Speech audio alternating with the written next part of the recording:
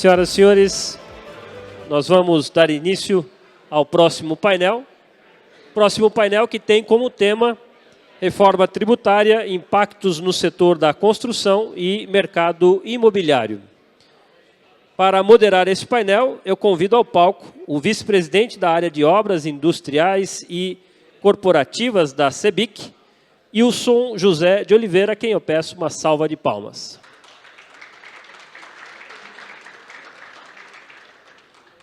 Também convidamos Fernando Guedes, vice-presidente jurídico da CEBIC e presidente do Conjur.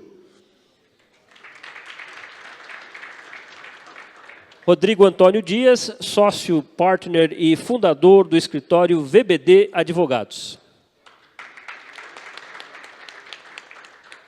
Convidamos também Caio Carmona César Portugal, presidente da AELO.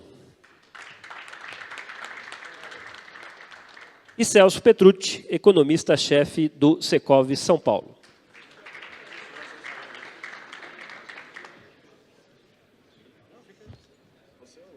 Todos podem tomar assento. Para as considerações iniciais deste painel, passo a palavra ao nosso moderador, Ilson José de Oliveira. Bom, uma boa tarde a todos. Moderar um painel desse com esses ilustres conhecedores aí da área tributária, realmente é uma tarefa tranquila, né? Porque o que eu vou fazer aqui é apenas a abertura, mas agradeço aí, Celso, pelo convite, e é uma honra estar aqui com vocês, discutindo um tema muito, muito relevante, né? E eu penso o seguinte, na minha visão, a reforma tributária que trata do consumo está consolidada, aprovada, né? O que nós precisamos agora é aprender a lidar com ela, né? Então, acho que nós teremos dois momentos, um momento onde as duas legislações andarão conjuntas, né? Isso vai trazer uma série de trabalhos adicionais às empresas, mas eu acho que mais importante do que isso é cada empresa, focar na estratégia de como aplicar e como utilizar de uma forma eficaz a reforma tributária. Então, é isso, e abrindo aqui, eu passo aqui para... Eu não sei, tem uma sequência aqui, Celso? Ou para você que eu passo? Pode ser. Não, pode passar para o Rodrigo. Para o Rodrigo? Para o Rodrigo. Então, vamos então ouvir o Rodrigo, o que ele tem a trazer para nós hoje aqui. Bom, primeiro agradecer, boa tarde a todos, agradecer o convite do Celso, cumprimentar aqui o Caio, o Wilson, o Fernando, companheiros aí de batalha de reforma tributária.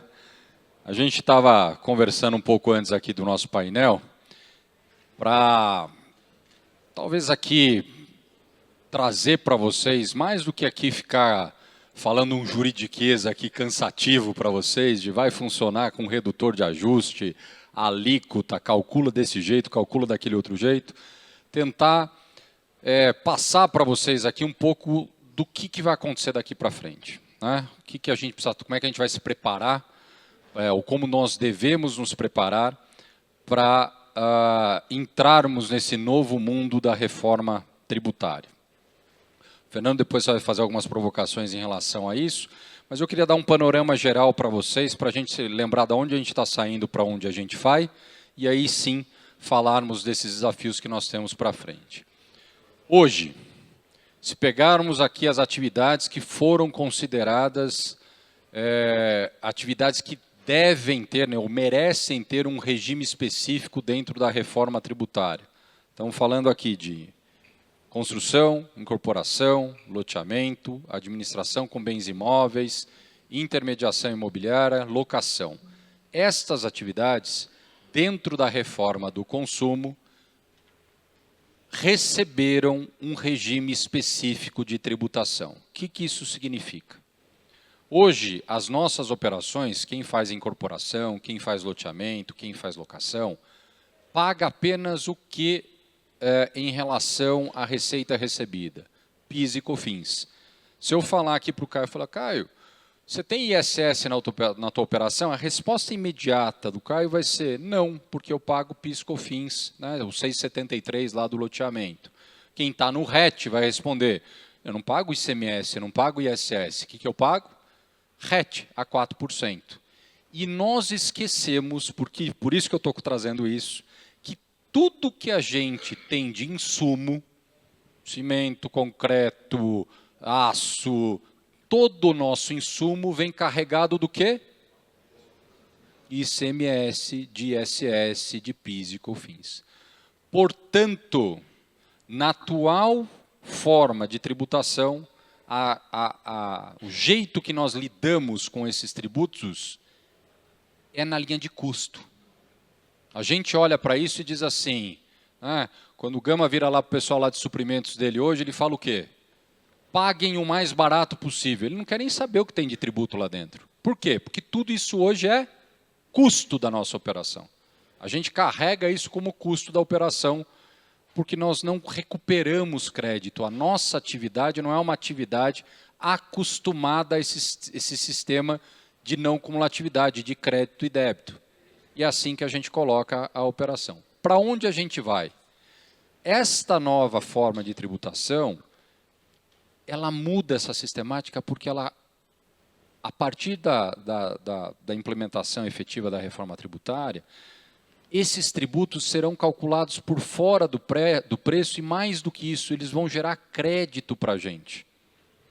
Então, a gente parte de um ambiente em que os nossos insumos, os tributos incidentes sobre os nossos insumos, são custo para a gente, para um outro ambiente em que esses insumos carregarão crédito. O que o Gama vai falar para o pessoal lá de suprimentos a partir da reforma? Não é mais pague mais barato, só. É pague mais barato e me traga a maior quantidade de crédito. Eu vou precisar olhar para isso. E aí eu pergunto aqui para todos vocês, vocês já sabem quanto é o preço dos insumos de vocês sem esses tributos? Vocês já pararam para calcular isso? Vocês já pararam para pensar sobre isso? Eu estava, no início da semana, num congresso com um dos idealizadores, um dos realizadores, dos responsáveis por escrever a reforma tributária dentro da equipe da CERT, do secretário API, que é o Rony Peterson. E o Rony estava dizendo, Rodrigo, eu não estou dormindo para ajudar a escrever e ter tudo preparado para a reforma tributária do ponto de vista de sistema. Como é que está o pessoal dos empresários? Eu falei, eu acho que parte está dormindo, parte está lá sem olhar para isso. Então, a minha provocação para vocês hoje aqui é, gente, nós precisamos começar a olhar para isso, porque isso vai interferir na forma de precificação final de vocês. Vocês precisam saber quanto tem de tributo que vocês carregam na cadeia. Então, o primeiro recado é mudança de mentalidade. Hoje a gente pensa em preço com tributo por dentro, isso é custo para a gente. Nós precisamos começar a abrir a cabeça aqui para enxergar que, a partir da reforma tributária, além, a forma da gente precificar os nossos produtos e serviços, precisarão entender quanto temos de tributo carregando dessa cadeia. Seja para a gente negociar bem a nossa compra, seja para precificar a nossa saída. Então, esse é um primeiro ponto que eu trago para vocês. O segundo ponto, nesta linha, é que hoje a forma de tributação que nós temos, ela é uma forma muito simplificada. Seja o loteamento, seja a locação, seja a incorporação, ou mesmo a construção civil, para aqueles que estão, mesmo de lucro real, porque o nosso PIS/COFINS é cumulativo, eu não tenho essa discussão, Então, a gente tem uma forma de tributação mais simplificada. A nossa área contábil, os nossos contadores, a área fiscal, eles têm hoje sistemas que são conhecidos e mais simplificados de tributação. Para onde a gente vai?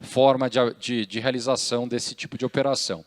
E trazendo um pouco também para a parte da construção em obra pública, né, nas chamadas compras governamentais, me parece que temos aqui uma oportunidade interessante. Porque o que acontece hoje, de maneira muito sintética aqui para colocar para vocês? Quando o município de São Paulo, por exemplo, contrata uma obra pública, dentro desse preço desta obra pública, nós temos a incidência de tributos por conta desses resíduos tributários que permeiam a cadeia toda. Então, no final do dia, São Paulo, mesmo tendo uma imunidade, né, a União não pode cobrar tributo do município, nem do Estado e vice-versa, um princípio constitucional. Mesmo com esse princípio constitucional, acaba que a Municipalidade de São Paulo, no preço da contratação dela, ela carrega tributos de toda essa cadeia. O meu escritório que prestou serviço para a construtora teve que pagar PIS, COFINS e ISS, e isso não é revertido para o município de São Paulo. Vai parar onde? Lá na União. Com esta reforma, o que vai acontecer? O município de São Paulo, quando comprar um produto ou um serviço, as alíquotas de IBS e CBS do Estado e da União serão zeradas para que a alíquota de IBS de São Paulo seja majorada exatamente no limite do valor da alíquota aplicada. Então, imagine o seguinte, eu tenho 27% de alíquota, só que esse 27 é 999. 9 do município de São Paulo, 9 do Estado, 9 da União. Quando o município de São Paulo comprar, o que vai acontecer? O 9 do Estado vai para 0, o 9 da União vai para 0 e o 9 do município de São Paulo sobe para 27. Final do dia, sai de um bolso do município de São Paulo, entra para o próprio bolso. Isso permitirá, ou teremos um incremento de orçamento dos municípios e estados, especialmente, porque a União é hoje o grande centro arrecadador, mas eles terão a possibilidade de ter um orçamento talvez mais inteligente ou mais eficiente nessas contratações.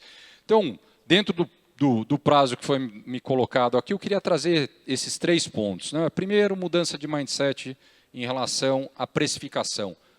Temos que saber como precificar a partir da reforma tributária. Seja para a gente entender quanto nós estamos pagando em relação aos nossos insumos, saber o que é o preço de todos os nossos insumos sem os tributos, e eu preciso saber disso, porque a hora que a reforma entrar, é assim que eu vou negociar, e para eu poder precificar a minha saída.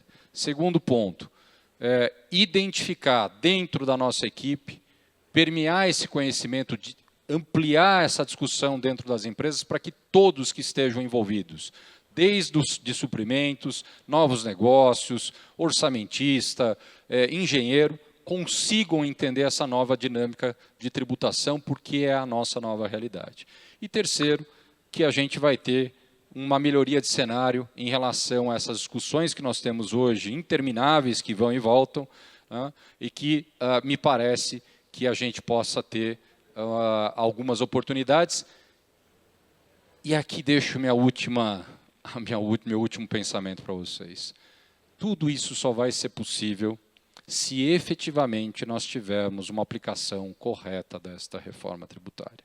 E aí é fundamental o papel da sociedade, o papel da CEBIC, o papel das associações, para que sejam vigilantes, sejam atuantes, para que a gente não tenha esta reforma como instrumento apenas de arrecadação. Ele precisa ser instrumento de cidadania fiscal. É isso que nós temos que exigir. Obrigado.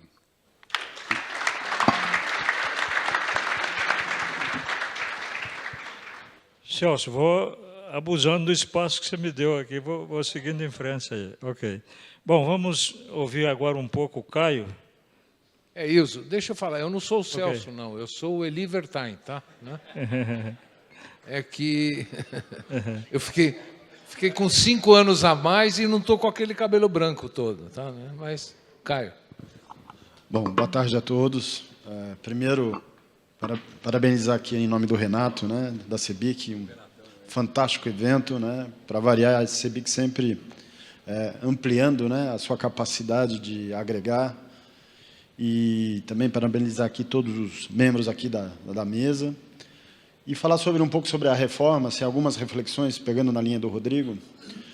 essa questão de mudar o mindset, que eu acho que eu, como empresário, como empreendedor, como todos vocês aqui, que é a parte mais difícil, né? Porque, principalmente o ciclo longo, né, do que é um empreendimento imobiliário, então, você imagine, coisas que a gente está trabalhando esse ano, todas as nossas empresas, são coisas que a gente começou lá atrás, sobre um paradigma de estudo de viabilidade, inclusive da simplificação fiscal, que era, até então, essa atividade.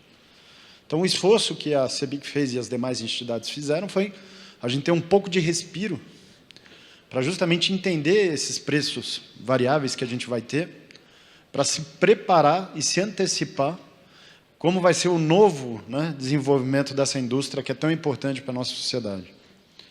E aí, acho que o ponto fundamental que a gente conseguiu foi aquele prazo de 31 de dezembro de 2028, que vale para as incorporações imobiliárias e para os loteamentos, do prazo em que você ainda poderá adotar, né, a possibilidade de não entrar no novo sistema e se utilizar do sistema antigo. Então, isso só traz para nós o seguinte, é o relógio que está contando contra a gente. Agora, isso que o Rodrigo falou é a parte, acho que é mais fundamental da demanda que a gente tem de curtíssimo prazo, que é a questão da regulamentação da reforma. Se a gente for pegar para a área de loteamentos, a gente conseguiu, no processo de discussão, tanto com o Congresso, mas especialmente com a equipe do Executivo, que eles entendessem, né, as vicissitudes e as idiosincrasias que tem na atividade do parcelamento do solo, que são diferentes dos outros segmentos, inclusive da incorporação imobiliária. E aí entender que, no caso do parcelamento do solo, tem uma figura que a gente conseguiu colocar lá, que é a doação das áreas públicas, descontada do valor base das operações. Agora, isso está na lei complementar, precisa ver como ela vai ser escrita na normativa, e segundo, como isso vai ser calculado, né? Então, acho que assim, olhando um pouco do papel institucional que nós temos aqui, é levar essas situações com as simulações necessárias e levar a regulamentação a quem venha construí-la. E isso é fundamental, sob pena desses efeitos, que a gente imagina que serão os efeitos benéficos da reforma, serem perdidos. E a gente vai ganhar o quê? Só a complexidade das obrigações acessórias. Porque, como bem colocou o Rodrigo, hoje, o problema, vamos dizer, de não conformidade fiscal nosso, nunca foi um problema grande para a atividade imobiliária. Já basta todos os riscos que a gente assume, né? O desafio de achar demanda, achar os insumos, a equalização do custo financeiro, a equalização do produto, o sucesso da venda, o sucesso da execução, da entrega, após entrega e a discussão no judiciário se eu vou receber ou não. Agora trouxeram mais um elefante para a nossa mesa aqui, que é a não conformidade fiscal. Então, acho que assim, o papel das instituições vai ser justamente atuar de uma forma muito firme e efetiva para que, de fato, né, esse novo modelo, primeiro, seja aplicável e, segundo, traga os benefícios que a gente imagina sem a gente estar trazendo e digerindo, né, essa nova obrigação acessória. Então, acho que isso é uma tarefa de curto prazo, além daquelas que o Rodrigo já citou aqui.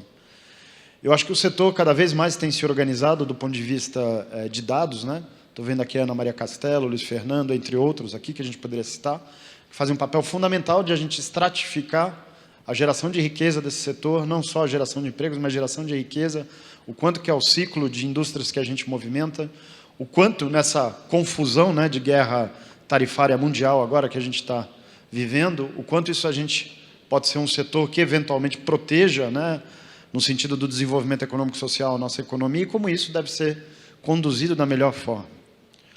Outro ponto que nos preocupa e sempre preocupou nas discussões, e a gente sempre levou isso de uma forma muito efetiva, é a questão dos nossos insumos estarem em controles de oligopólios, né?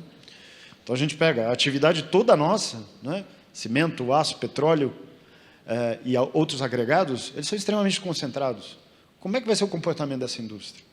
A gente, de fato, nessa guerra tarifária, a gente vai ter a possibilidade de que esses oligopólios e monopólios sejam tratados de uma economia de mercado, de fato? Todos nós aqui estamos sendo agora ameaçados com um aumento do concreto usinado aí na faixa de 10% ou mais. As margens nossas já estão cada vez mais espremidas. O que é melhor para a sociedade? Que a gente continue produzindo habitação ou não? Vamos continuar aumentando o nível de informalidade.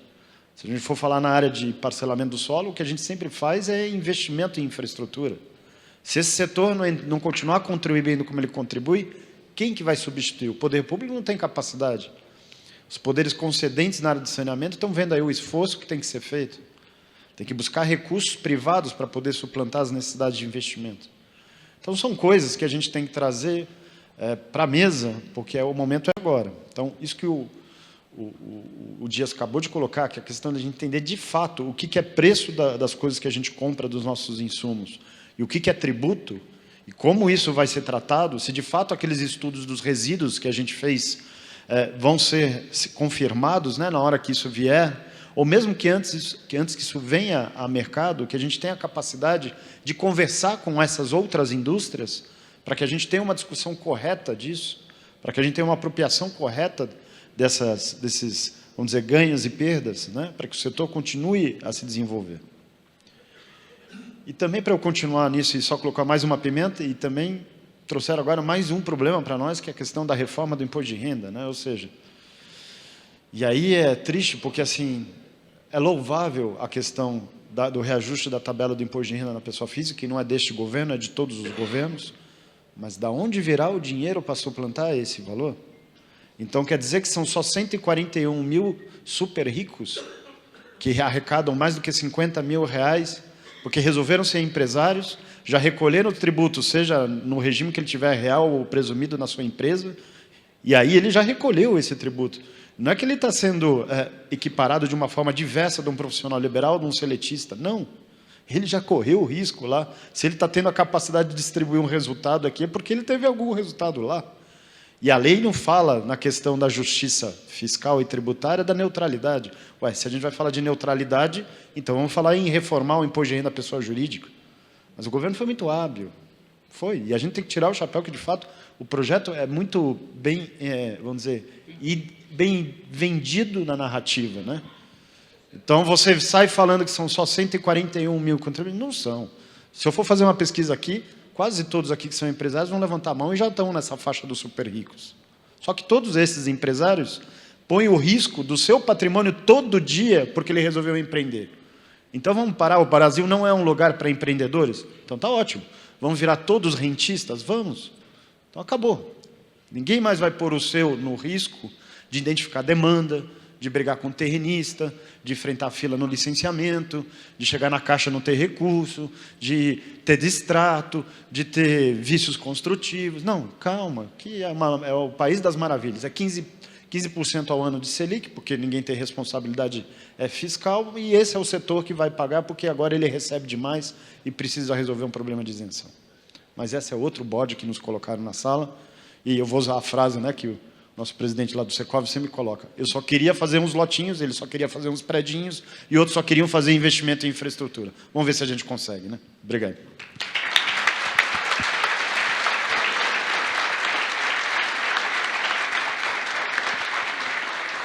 E por falar em reforma da renda, hoje está tendo uma audiência. Já teve audiência, Rodrigo? Teve uma audiência pública lá na Câmara, e a Isabela Tralli, que é do escritório do Rodrigo também, é a nossa consultora lá, esteve lá em Brasília participando dessa audiência pública. Por favor, Wilson. Bom, vamos ouvir agora o Fernando. Eu queria pedir ao Fernando que, na sua fala, Fernando, se possível, você abordasse 3 aspectos, puxando um pouco aqui a sardinha para a minha brasa, né, que afetam muito o segmento de obras industriais e corporativas. Um que é os aspectos das empresas de engenharia, outro, as empresas de gerenciamento e, especificamente, nas construtoras e montadoras, a questão do eventual faturamento direto e consórcios, que são, vamos dizer assim, práticas muito usuais no mercado. Boa tarde a todos. Mais uma vez, para quem estava conosco aqui de manhã, agora voltando para falar de outro tema, né, que é multifacetado, multifuncional, a gente funciona com tudo, mas a ideia aqui é falar, né, falar depois do Rodrigo e do Caio é muito fácil, né, gente? Afinal de contas, já falaram tudo, então não precisa falar mais muita coisa, não só fazer algumas provocações e responder essas questões que o Wilson colocou aí, que são importantes, né? Falar rapidinho, serviço de construção, começar de trás para frente. nós falamos da incorporação como um todo, do loteamento e o serviço de construção. O que mudou em relação ao que é prestado hoje? Né? Porque o serviço de construção, a atividade de construção, na verdade, é uma atividade que a gente pode falar que é híbrida. Né? Nós estamos entre os serviços, a indústria e uma coisa que não é nenhuma nem outra, que é a incorporação imobiliária e o loteamento. Né? No serviço de construção, são serviços típicos. Inclusive, hoje, os serviços de construção já experimentam uma certa não cumulatividade, até a decisão do STJ, que o Rodrigo comentou aqui, né, que poderia deduzir da base de cálculos materiais aplicados, em alguns lugares as empreitadas contratadas, né, Belo Horizonte é uma delas, e isso em relação ao ISS. Então, essa não cumulatividade já existente, ela vai se replicar agora num modelo muito maior, muito mais abrangente, que é o modelo do nosso IVA do IBS-CBS. Né? Que tudo aquilo que for adquirido pela empresa, né, exceto bens de uso pessoal de empregados, diretores, etc., tudo aquilo vai gerar direito a crédito. Imagine vocês aí que trabalham com serviço de construção, nós estamos falando dos materiais aplicados, imagine materiais aplicados, carro adquirido, diesel da máquina, a própria máquina. Tudo isso vai gerar direito a crédito, que será abatido do valor do tributo que é devido quando da prestação de serviço. Então, não difere muito dessa situação do ISS que nós temos hoje. A grande diferença, se eu posso dizer assim, em relação aos outros segmentos, né, que foram abarcados pelo regime específico das operações com bens imóveis, é que os serviços de construção, exceto em obras públicas, eles têm um regime de recolhimento do tributo com base em competência. Ou seja, emitiu uma nota fiscal, o tributo é devido. Estávamos conversando aqui mais cedo com o split payment, como é que vai ser devido, quando vai ser devido, aquele negócio todo, a regulamentação vai dizer isso. Mas o fato é, na incorporação, no loteamento, na administração, na locação, na intermediação, eu pago quando recebo o valor do serviço. Caixa. No serviço de construção, eu pago quando emito a nota. Como vai ser isso? O regulamento vai dizer. Esse é um grande ponto. Aí vem os serviços adjacentes à construção, vamos falar assim, que o Wilson levantou, por exemplo, serviços profissionais de engenharia, de arquitetura, de projetos. Né? A aquisição desse serviço pela empresa construtora dará direito a crédito. E, na empresa de engenharia, a aquisição de serviços pela empresa de engenharia também dará direito a crédito a ela. Só que essa empresa de engenharia, observadas determinadas condições previstas desde a emenda constitucional, ela vai ter um redutor de alíquota diferente do setor da construção, que é o redutor de alíquota de 30%. Agradecemos aos advogados por isso, né, Wilson? Afinal de contas, quem fez o lobby para fazer isso foi a OAB, né? Muito forte, inclusive, que os serviços profissionais tivessem essa redução de alíquota em 30%, né, em relação aos serviços que prestam. Aí o Wilson levantou a questão do gerenciamento, né? O gerenciamento ele fica lá passeando entre os serviços de engenharia e os serviços de construção. Tem, inclusive, nos quinais, se você for fazer a leitura dos quinais de serviço de construção e de serviço de engenharia, algumas características dos dois, do gerenciamento de obras, ela passa pelos dois, né, serviços. Então, é aquele negócio, se os serviços de gerenciamento forem considerados um serviço de engenharia, depende muito do escopo que é definido em relação a esse gerenciamento, ele estaria abarcado por essa redução de 30% da alíquota final. Agora, se eles forem um serviço de gerenciamento puro, que envolvem outras atividades que não aquelas específicas, exclusivas da engenharia, né, aí ele não teria nem a redução de 30%, nem a redução de 50% das operações de bens imóveis, seria tributado normalmente pelo valor cheio. Mas, desde que o Rodrigo falou aqui desde o início, uma coisa importante falar, tributo não será mais considerado componente de custo. Então, para a empresa adquirente de serviços de engenharia, de gerenciamento ou outro, o valor relativo aos IBS, CBS que vem na nota fiscal, ela vai se apropriar como crédito. Então, independente de vir com redução de 30% ou de alíquota cheia, aquilo não vai influenciar no resultado final daqueles serviços que estão sendo prestados. É importante isso ter em mente, né? Ter em mente isso. Sabe, Wilson? E por isso mesmo eu queria fazer uma provocação aos meus amigos aqui de mesa. né? Eu queria colocar na tela, já pedindo desculpa a vocês aí, porque ela está com a logomarca do meu escritório, veio inadvertidamente dessa forma, né? Se eu puder seguir aqui, por favor, alguns pontos para a gente conversar um pouco aqui com o Rodrigo, com o Caio, com o Celso e com o Ilso. Né? Como é que eu volto aqui? Não, aqui. Quero essas bolinhas aqui.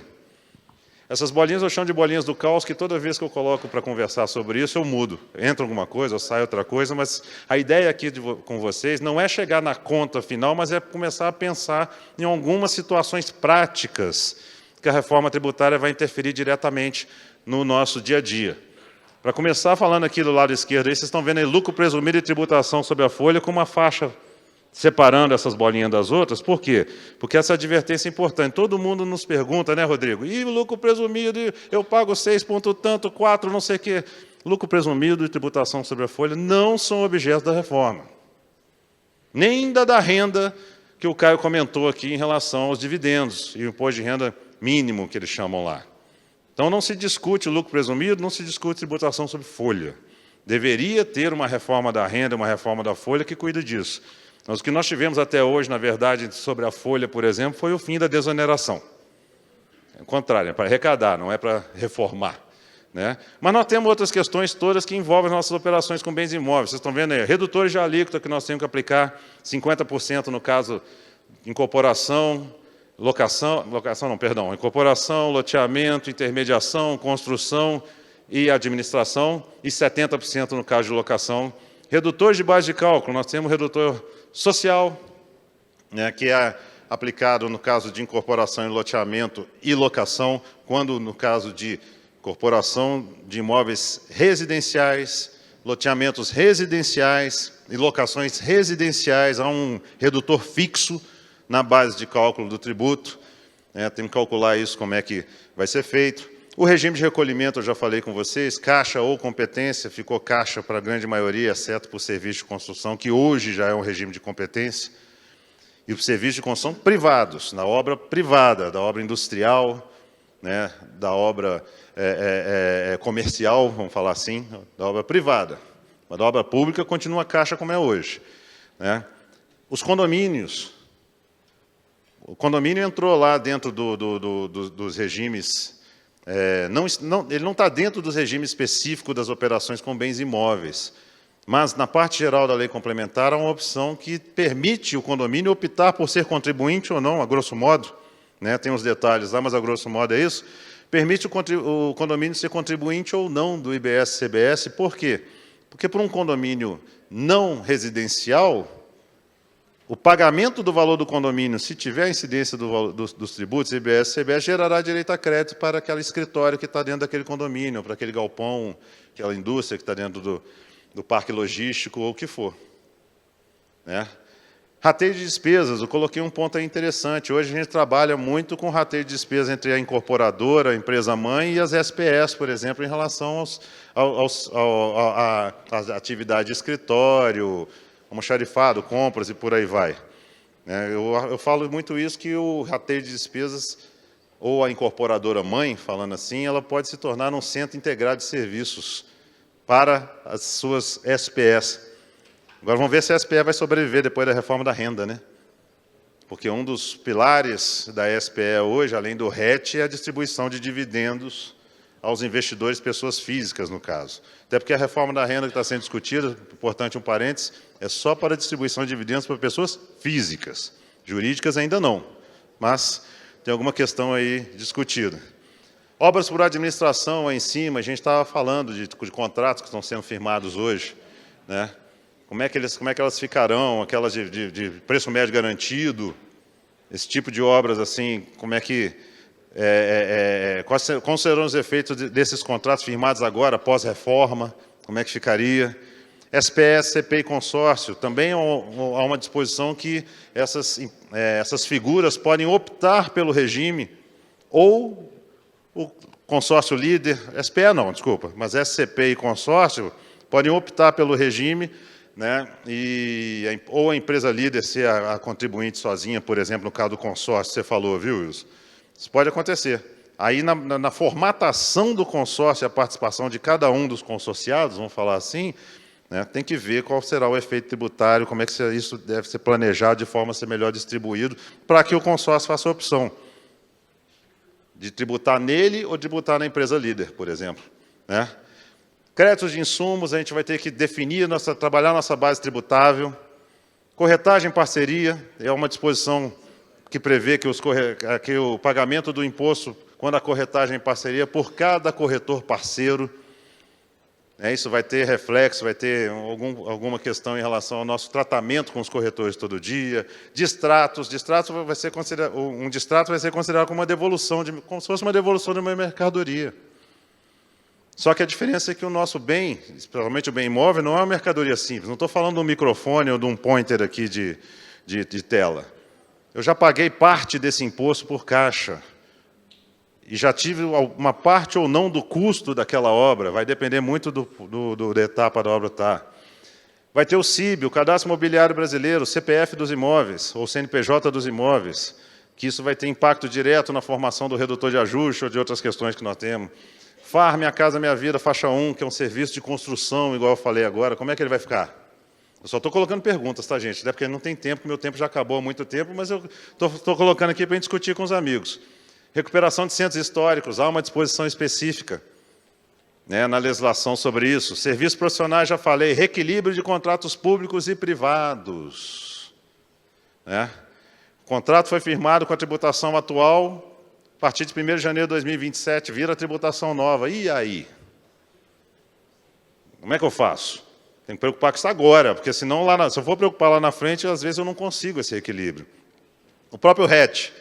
Uma vez eu estava dando uma palestra, Rodrigo, eu falei, o RET, do jeito que existe, vai acabar.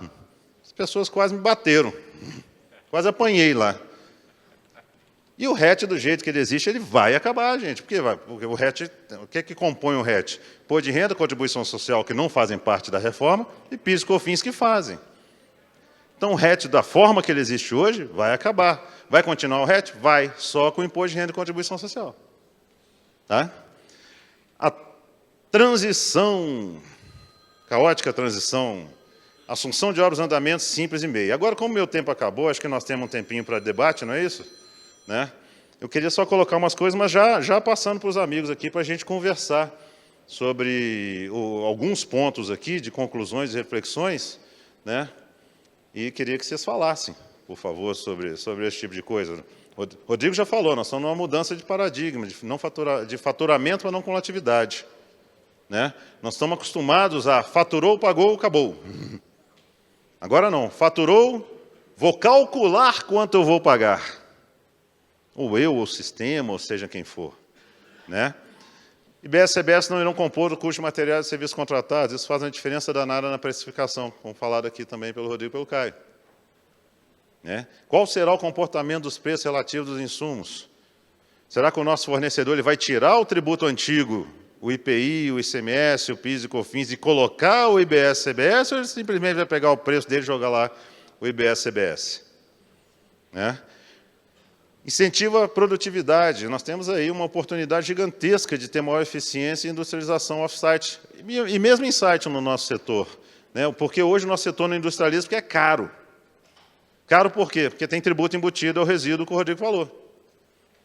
Vem com ICMS que eu não aproveito, vem com IPI que eu não aproveito, vem com PIS e COFINS que eu não aproveito, vem tudo lá carregado no preço do sistema industrializado.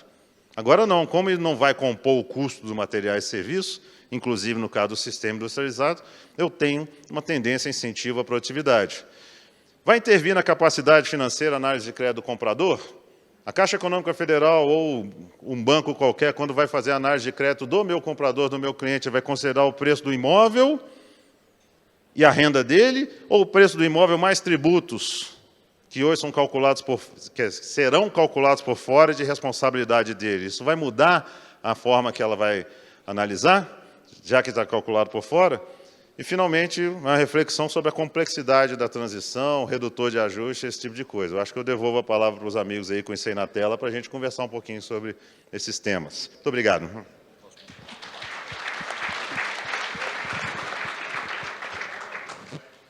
Rodrigo pediu aqui a palavra para complementar e fazer as colocações aí pedidas pelo Fernando.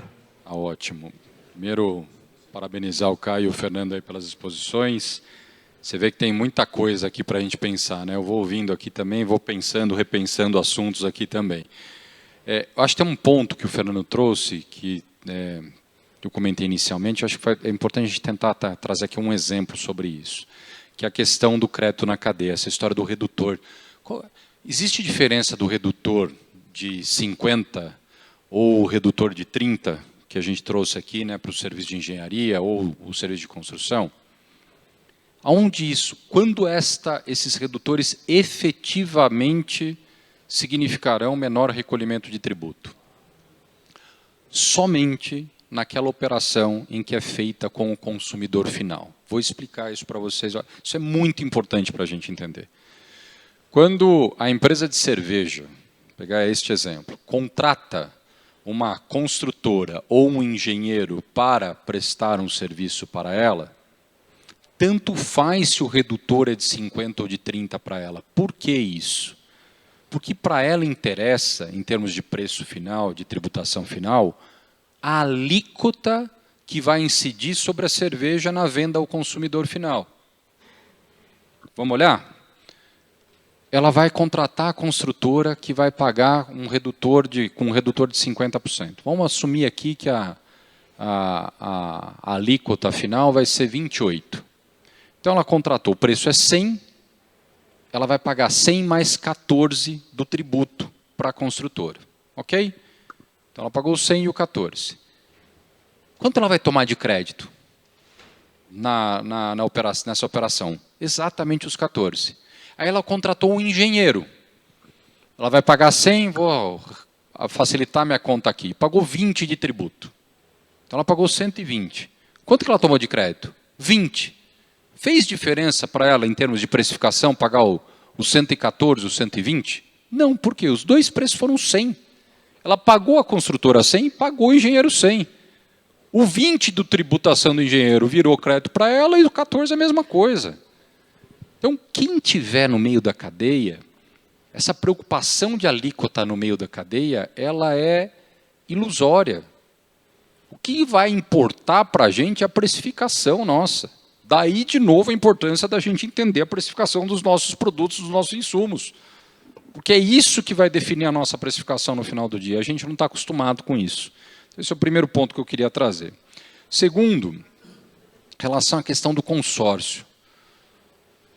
O consórcio, como o Fernando colocou, ele não é um contribuinte de BS e CBS. Os consorciados que realizam são, na essência, contribuintes de BS e CBS. Mas há uma previsão legal que o consórcio pode optar por ser contribuinte. Por que isso? Questão operacional. Eu quero emitir um documento fiscal único, senão eu tenho que emitir de cada consorciada. Né? Às vezes o consórcio faz aquisição pelo próprio consórcio, pelo CNPJ do consórcio. Então eu vou ter a possibilidade dele ser um centralizador dessa tributação de IBS e CBS. Isso vai ser importante para simplificar essas operações. Mas nós temos ainda, né, o desafio de, na regulamentação, resolver problemas. O consórcio é um deles. Dá um exemplo aqui. Imagina que esse consórcio ele adota a opção de ser contribuinte e, na apuração dos tributos dentro do consórcio, na fração de cada consorciado, identifica-se que um dos consorciados ali na fração dele tem um valor a recolher de IBS e CBS. Só que o CNPJ do consórcio é o contribuinte. Mas, ao mesmo tempo, ele tem crédito do outro lado dele. Como é que ele faz esse encontro de contas? Nós vamos ter que resolver isso no regulamento. O regulamento vai ter que resolver isso. E está anotado já. Né? Fui até olhar aqui, falei, deixa eu ver se está aqui, a gente anotou, e nós vamos ter que tratar desse tema. E falar de transição também, só colocar um ponto importante, a gente está falando de vai acabar o RET, né? Como é que funciona essa transição no final do dia? 2 pontos sobre a transição. Primeiro, como o Caio colocou, a transição, né, a nossa ideia inicial era que não fosse uma transição esse regime, sim um regime optativo. Por 2 motivos. Primeiro, porque ele é um regime conhecido e simplificado. Né? E por conta dessa simplificação, muitas vezes o trade-off dessas oportunidades não vale a pena. Então, o que quer dizer isso? O meu é o lucro presumido nosso. Tem muita empresa que adota o lucro presumido, que se adotasse o lucro real, pagaria menos tributo. Só que é tão mais fácil adotar o lucro presumido, deixa eu pagar o lucro presumido. Esse nosso regime de transição é essa a ideia. Pô, vamos colocar... Aí o API falava assim para mim, mas vai ficar mais caro para vocês. Eu falei, a gente quer pagar. Deixa a gente pagar mais. Porque é mais simples. Isso não foi possível. Ainda. Mas, eu queria colocar o seguinte, não é... Esse regime de transição, ele pode ou não ser melhor para as empresas a depender de um monte de fator, vários fatores. Já comprei os insumos, não comprei, vou ter crédito, não vou ter crédito. Quer ver uma coisa que só a gente conseguiu? Não tem outro setor que conseguiu o que a gente conseguiu? A partir de 29, quem tiver no regime novo, optar ali de 27 para frente, ou vai ser obrigado a partir de 29, tem crédito nas notas fiscais em relação ao ICMS e ao ISS. Isso vai ser crédito para pagar o CBS e o IBS. Gente, isso aí é assim... Imagine eu falar para vocês hoje, que vocês vão pegar... Gente, volta lá para casa, pega tudo que vocês pagaram em todos os produtos que vocês compraram, de ICMS e ISS, e pode pedir de volta o dinheiro. Vocês entenderam o tamanho do dinheiro que tem na mesa? E nós vamos ter essa situação a partir de 29. Então, fundamental olhar para isso, para a gente entender essa transição. Essa transição precisa ser entendida. Ela funciona, ela é um porto seguro para a gente saber, aqui eu sei lidar, essa minha obra eu não sei se efetivamente quanto eu vou ter de crédito dessa operação, está lá o nosso porto seguro, que é a transição. Mas tem que fazer conta, porque talvez valha a pena estar no novo sistema. E nós precisamos saber. Né? Então, eu queria trazer esses pontos aqui para a nossa discussão, Fernando. Deixa eu só perturbar um pouquinho aqui, Rodrigo. Porque se vocês vissem suas caras, vocês iam achar um mal barato. Eu quase tirei foto aqui, ó. Não, porque falar de tributo depois do almoço, cansado, né, esse negócio chato pra caramba, né? E realmente parece complexo. O que eu quero dar um alento para vocês aqui, que tudo isso que nós estamos falando parece complexo, mas precisamos de enfrentar, de encarar esse momento de transição. Transição para o novo sistema. E uma coisa que eu queria só colocar aqui rapidinho, só para deixar o pessoal na mesma página, o que é que nós estamos falando de transição? Sistema, a previsão constitucional é que em 2026 nós tenhamos uma alíquota teste. 1%, compensável com PIS, COFINS e outros tributos federais, onde serão testados sistemas, obrigações acessórias, arrecadação, como é que vai ser e tudo mais, 2026. 1º de janeiro de 2027, o jogo começa a ser jogado, com a extinção do PIS e COFINS e com a entrada em vigor da CBS Federal. Isso não estamos falando de seletivo e outras coisas, não. Mas a CBS Federal entra em vigor em 1º de janeiro de 2027. Aí o jogo começa a jogar, inclusive para nós, porque, em tese, 1º de janeiro de 2027, o RET acaba da forma que ele existe hoje. Né? Por que em tese? Porque o Rodrigo comentou, nós temos um período de transição até 31 de dezembro de 2028, em que as empresas ainda poderão optar por um regime especial nos mesmos modos que o RET é hoje. Só que o RET tem aquela questão que a gente não pode perder de vista. O RET é retratável até a última parcela da última venda do último imóvel. Né? Mesmo que essa última parcela da última venda do último imóvel aconteça em 2029, 30, 31, 32 ou 33. E mesmo que as obras daquele empreendimento também atravessem em 2027, 28, 29, 30, 31, 32, 33. Então, se eu escolhi entrar no RET em 2028, nesse modelo de transição, né, e estou em obras entrando 28, 29, 30, por exemplo, 2028, 29, 30, tá, gente? Anos. Os meus insumos que eu adquiro naquele período não me darão direito a nenhum tipo de crédito. Só que eles serão tributados já no modelo novo, em que a alíquota certamente é maior. Então, por isso que tem que fazer contas. Contas e contas e contas para saber se vale a pena ficar ou não. E só para terminar essa parte aqui, de 2029 a 2032 tem um agravante. Por quê? Porque 2029 a 32 é quando acontece a transição do ICMS, ISS e IPI para o IBS estadual e municipal. IPI não, desculpa, ISS e ICMS. IPI é federal, vai acabar em 26, 27, menos para a Zona Franca de Manaus. Mas é outra história, né? E essa transição ela é de 3 para 4 anos, né? 3 anos. 27, desculpa, começa em 29. 9, 29, 30, 31 e 32. 4 anos em que vai regressivamente acabar com ISS e ICMS e progressivamente subir a alíquota do IBS. Então, nós vamos comprar, nossos insumos vão ter IBS, CBS, ICMS e ISS. Fernando, olha que importante isso que você colocou, porque assim, ó, pense assim, ó. Eu estou com a mesma cara que eles. Tá? Se tem um produto, vamos pensar isso que o Fernando colocou, para ficar na cabeça a gente entender a consequência. Hoje eu compro um produto que tem ICMS a uma alíquota, por exemplo, de 12% ou 18%. E vamos lembrar, boa parte dos nossos insumos, em muitos estados, eles são tributados de forma incentivada, alíquotas menores de ICMS. Com o IBS, vira tudo a mesma alíquota. O que vai acontecer? Aumento do preço, não é do preço, aumento do valor, para a gente não agora começar a usar aqui conceitos corretos. Aumento do valor, que é preço mais tributo em relação à situação atual. Para quem toma crédito, tanto faz, porque ele vai pegar o dinheiro de volta. Para quem não toma crédito, isso vai passar a ser o quê? Custo. Daí a importância disso que o Fernando colocou. Então, a gente precisa tirar agora, né, pegar essa nossa cara, que a gente está aqui agora, que o Celso está dizendo, e fazer a nossa equipe ficar com essa cara e ficar preocupada. Preocupada no sentido que eu digo, não é para sair daqui, acabou o mundo. Não, gente.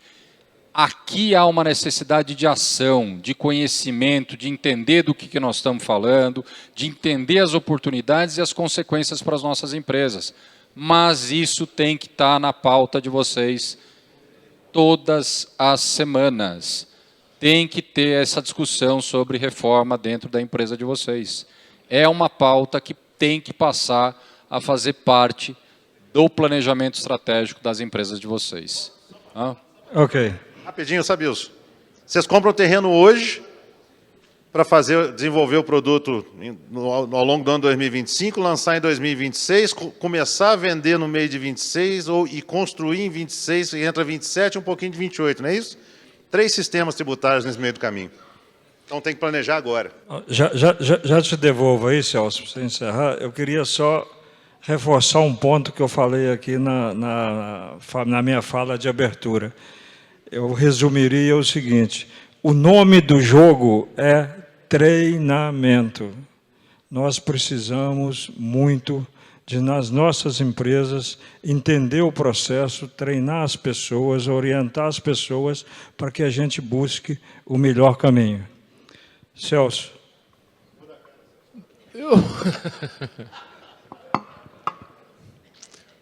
Não, eu vou tentar fazer o que eu tenho tentado nos painéis, né?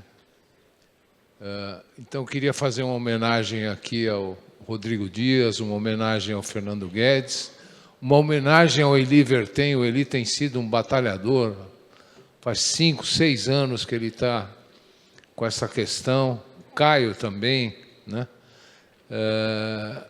É complexo, é difícil, é complexo, né?